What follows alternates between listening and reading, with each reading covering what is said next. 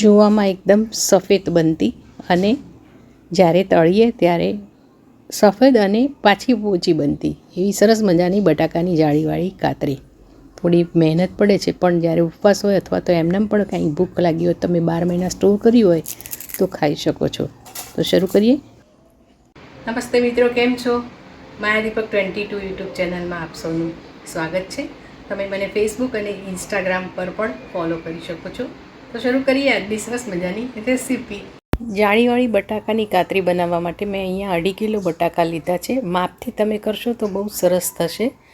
અને લંબ ગોળ નહીં, પણ એકદમ ગોળ હોય એવા લેવાના છે. એને ધોઈ લેવાના છે, ધોઈને છાલ ઉતારી લેવાની છે. ત્યારબાદ આવી છીણી હોય એની રીત બતાવું છું. આમ ઘસવાનું છે, પછી બટાકાને આમ આમ આડો કરી લેવાનો છે, પછી ઊભો, પછી આડો, ઊભો, આડો. થોડુંક ભાર દબાઈને એને પ્રેસ કરવાનું છે.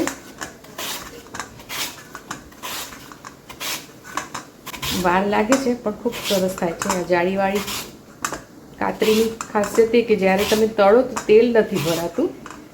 હું આખા એક બટાકાને છીણીને બતાવું. અગેન આ જે ભાગ હોય એને લેવાનો નથી, કારણ કે તમે ઘસશો તો અહીંયા છોલાશે અને લોહી આવશે. આને તમે ચિપ્સ બનાવી શકો છો કે પછી શાક પણ કરી શકો છો.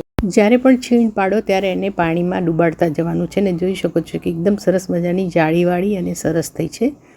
હવે આને ચોખ્ખી થાય ત્યાં સુધી ધોઈ લેવાની છે, કે 3, 4, 5 વાર, જેટલી વાર પાણી ચોખ્ખું ના નીકળે ત્યાં સુધી એને ધોવાની છે. મેં 3 વાર ધોઈ લીધી ને ચોખ્ખી થઈ ગઈ છે.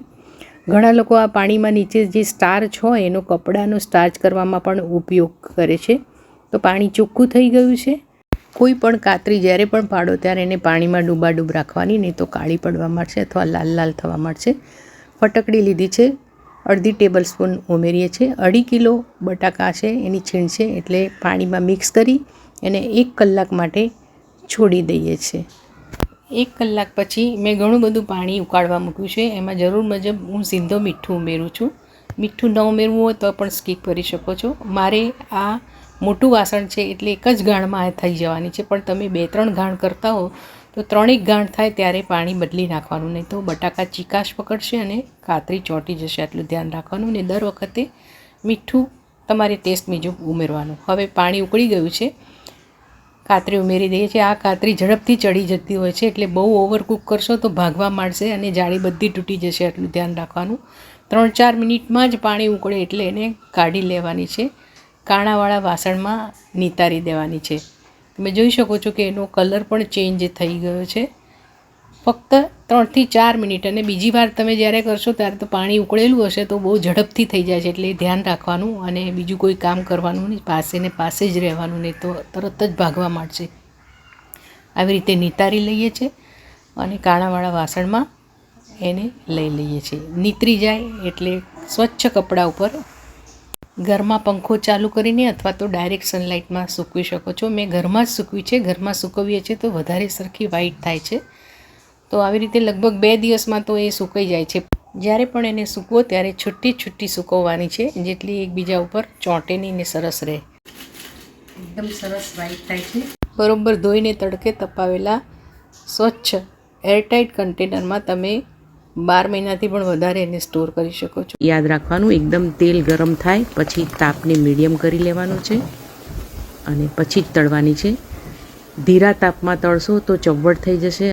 તમે જોઈ શકો છો કે દેખાવમાં પણ વ્હાઈટ, અને જ્યારે તમે ખાશો તો ઘરડા લોકો પણ, એટલે દાંત વગરના હશે એ લોકો પણ આરામથી સરસ રીતે ખાઈ શકશે. એટલી સરસ પોચી થાય છે. કાતરી, વેફર અને છીણ જુદી જુદી રીતે મારી ચેનલમાં કેવી રીતે બનાવવા એ મેં બતાવ્યા છે. તમે ટીપ અને આ રીતે ફોલો કરશો તો ક્યારેય તમારી કાતરી કાળી નહીં થાય, એકદમ સફેદ થશે અને પોચી થશે.